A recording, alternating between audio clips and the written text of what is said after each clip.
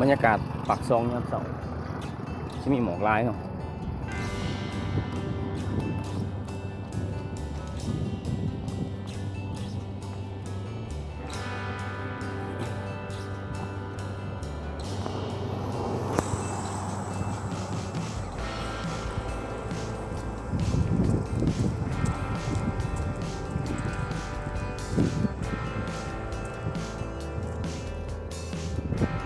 ที่ว่าทางเลี้ยวไปถึงเลย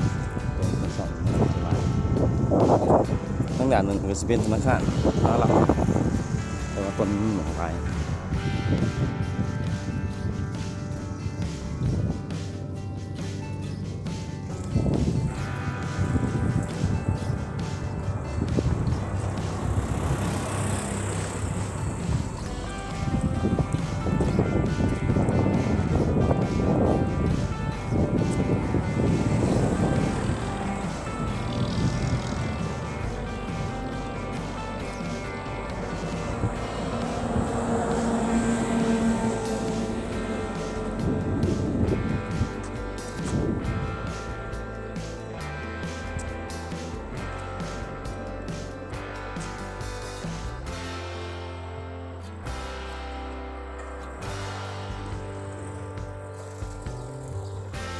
ที่ว่าหมอกเลี้ยวจะมาขึ้นทางเลยเนาะ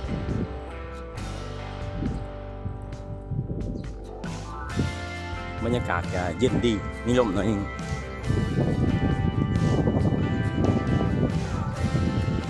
ขี่รถก็ต้องใส่คนวันละวัน